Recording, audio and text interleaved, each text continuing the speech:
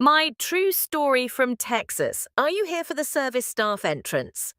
Those were the first words I heard as I stepped through the grand doors of the Cypress Ridge estate. A crisp November breeze followed me in from the Texas hills, and I balanced a small suitcase in my left hand and my homemade pecan spice cake in my right. Nobody greeted me. Nobody smiled. They just stared. No, I said, my voice steady, even as my heart nodded in sad agreement. I'm the mother of the man who booked this place. The concierge, a young man with a perfectly sculpted beard, raised an eyebrow. He looked me up and down, taking in my grey cardigan, my sensible walking shoes, the gentle lines etched on my face from 71 years of living, and then he shook his head with a practiced air of polite dismissal. Oh, sorry, Mom. You're just not listed on the guest roster. I nodded slowly, a familiar ache blooming in my chest. I pretended it did not hurt. I tucked my chin and said, That's fine. To my left, I saw Mia, my grandson's girlfriend, leaning casually against a marble pillar. She saw me. She heard every word, but she spun away and swallowed her laughter as if I were nothing but a dull shadow in the room, a piece of drab furniture that didn't match the decor. Moments later, Chloe, my daughter-in-law, glided in. She wore silk pajamas straight from a spa, her face still sporting jade eye patches, her lips painted in a muted rose. Her expression was crisp, polished, unwelcoming. She saw me and stepped forward, slipping her manicured hand into mine, not in affection, but in a gesture of pure control. Eleanor, sweetie, she said, her voice lined with a warmth so perfect it had to be synthetic. We already told you we're going for a modern vibe this year, no need for old-fashioned food or energy. I swallowed, blinked at the jade patches obscuring the eyes I once thought I knew, and mustered a small smile. I baked a pecan spice cake, I said, my voice softer than I intended. The one David always loved at Thanksgiving. She looked at the cake, nestled in its glass dish, as though it were a strange and dusty relic from a forgotten tomb. Maybe just leave it in the staff fridge, she suggested, her tone bright and dismissive. The younger ones don't really eat dense food. Dense like my heart, I thought. When I asked where I would be staying, she offered brightly, Oh, we assumed you'd share with the help. There's a pull-out in the laundry cabin. It's separate from the main lodge. I steadied myself against the polished floor, the pattern swirling beneath my feet. Laundry cabin. We just thought, well, it'll be cozy, she said, her smile never faltering. You're just here for one night, right? Only for the meal. My voice, when I found it, was a thread. The whole weekend. I fought to keep it steady. Then I heard my granddaughter Sophia giggle with her college friend near the fireplace. Grandma's staying here? That's a mood killer, Sophia whispered, loud enough for me to hear. She's going to talk about how we used to peel potatoes by hand in the blizzard of '94 again. They shared a smirk and turned away, their backs a solid wall of youthful indifference. Just then David came up behind me. My son. He crossed his arms, looked from Sophia to Chloe, then finally to me. He kissed my temple, a fleeting, dry touch. Mom, he whispered, his voice urgent and low, don't make a scene. You're just here for one meal. Please don't ruin it like you ruined Dad's funeral. He didn't wait for a response. He walked away, nodding to Chloe, who then led me off toward the laundry cabin as if I were a package to be delivered and signed for. I stood silent. I did not say one word about my feelings. I did not demand respect. I didn't argue. Inside the main lodge, there was no paper keycard waiting for me.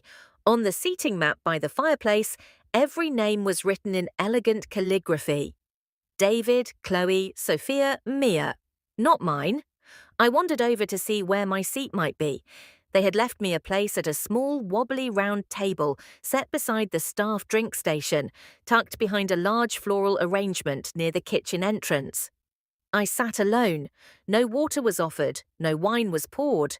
I watched them, my family, seated around a long, magnificent oak table overlooking the lake. They raised glasses to each other.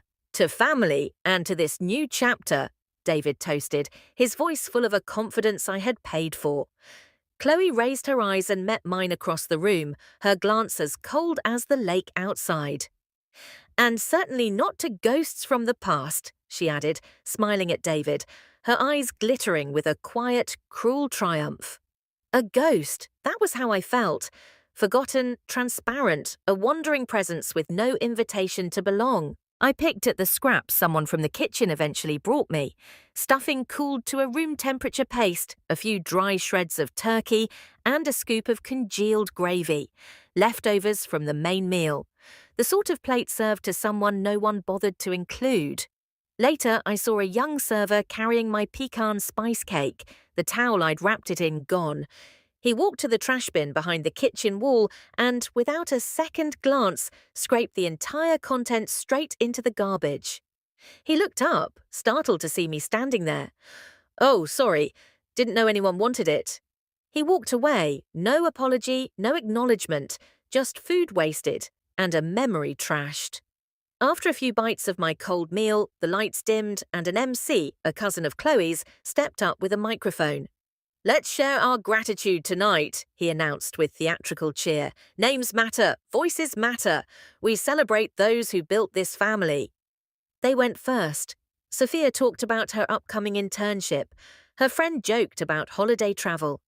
Chloe spoke of the future of their new home. David gave a short, polished speech about growth and renewal. When the microphone was being passed down the main table, my body moved before my mind could stop it. I stood. Chloe saw me and intercepted the microphone, her voice a low, perfectly clear whisper that somehow silenced the room. "Not you, Eleanor. This isn't your moment. Don't embarrass us again." She must have expected me to fold, to shrink back into my corner. I stood frozen, tears threatening but not falling. I forced myself to sit. Then they rolled out the cake. Dark marble chocolate blushed with raspberry, with frosted words that read, "To the family that built this." I scanned the names piped in elegant script. Mine was absent. David raised his glass again. "We wouldn't be here without each other," he declared, his gaze sweeping over his chosen family. "And certainly not because of old ghosts from the past weighing us down." I sipped my watered-down wine and smiled. It wasn't a happy smile, but it was a smile of knowledge. They were celebrating in a villa I had paid for, booked under an account I controlled. They were living in a world my money had bought. And soon they would feel the chill of serving me cold. Because nothing freezes a family faster than a bank account that suddenly stops listening. And I was only just beginning. I used to be someone they listened to. For 33 years, I taught English at the local high school in our small Texas town. I helped struggling students write their first coherent paragraph. I stayed late grading essays, ran the drama club, and made a home for my husband, Robert, and my son, a home that was clean, warm, and full of music. We didn't have much, but we had enough, and we had love. Then cancer came like an unexpected winter, brutal and unrelenting. Robert was diagnosed late. I spent the better part of 2 years driving him to chemotherapy, fighting with insurance companies, and wiping sweat from his neck at 3 in the morning while he asked if dying would hurt. I sold my engagement ring to cover a hospital bill. I cancelled my retirement cruise. I learned to live on soup and toast. And when he passed quietly in our living room on a Tuesday morning, I didn't cry right away. I made him a promise. "I'll take care of our boy," I whispered, "even if he's a man now, even if he forgets to look back." David was already married to Chloe then. They lived 3 hours away in a shiny new subdivision where all the houses looked like they'd been printed from the same file. I thought if I moved closer, we'd become what families are supposed to be. So I packed my things and bought a modest condo 15 minutes from their place. I brought them pies. I offered to babysit. Chloe would smile politely and say, "We're good, Eleanor, but thank you," before disappearing behind her glass-paned doors. Still, I believed. Then came David's idea. "A restaurant, Mum," he told me over coffee. "A brunch place, classy but accessible. Chloe's got the branding background, and I've got the concept. Well, the bank didn't approve our financing." I listened, I nodded, and then I did what mothers do. I stepped in. David's credit score was dismal, but I had savings. I had equity. I had the inheritance my sister left me. I had enough to co-sign, to be listed as the financial guarantor, to carry the weight they couldn't hold. I transferred the first $120,000. They opened Birch and Vine, and it was an immediate success. Local papers featured them. Young couple brings big city brunch vibe to small town Texas. My name wasn't mentioned. Slowly, things shifted. I'd walk into the restaurant I funded and Chloe would look startled, as if I'd wandered in off the street. "We weren't expecting you today," she'd say. They stopped inviting me to staff meetings. When they expanded, they formed a new LLC without me. "It's just cleaner this way, Eleanor," Chloe had interrupted when I questioned it. "No offense, but your name complicates things on paper." My name, the one they needed to get the loan, but I stayed quiet. I always stayed quiet. The worst part was the silence. Phone calls stopped unless they needed something. Every message from David started with, "Hey Mum, quick question," or "Sorry to bother you, but," "No, how are you?" Just the urgency of someone used to me being an open customer service line. That night, I sat alone in the laundry cabin, the heater clicking like an old watch losing time. I opened my laptop. There it was, the operating agreement for the hospitality group. My name in bold, Eleanor Vance, primary financial backer. And below it, the clause David had begged me to agree to, saying it was just a formality.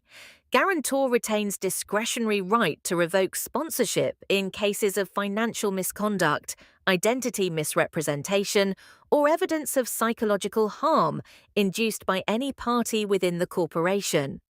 I had the receipts. Tucked away in as a notebook was a printed group text accidentally mailed to me, from Chloe to Sophia and David.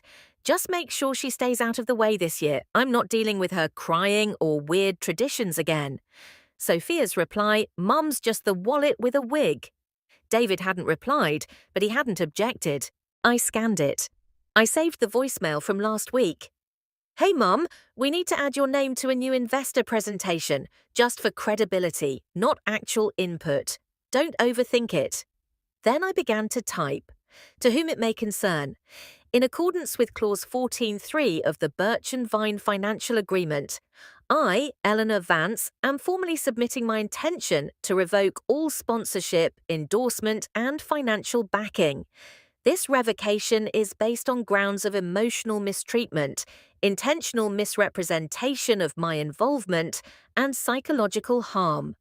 I attached the files, the text, the voicemail, a photograph I had taken earlier that day of my place card, a sticky note taped beside the soda dispenser. I didn't send it yet. I saved it to my desktop in a new folder. For when the cake crumbles. By morning, I felt like an accountant with a ledger long overdue. I opened my laptop and wrote a new, more direct email to the bank's commercial division. Subject, immediate revocation of financial endorsement. I attached the evidence and wrote, "I trusted my family to honor my name. Instead, they used it. I am no longer their guarantor. Respectfully, Eleanor Vance." Then I hit send. An hour later, my phone rang. A woman from the bank confirmed they had initiated an immediate suspension of all financial activity. The accounts were frozen. She paused. "Mum, do you anticipate your family contesting this?"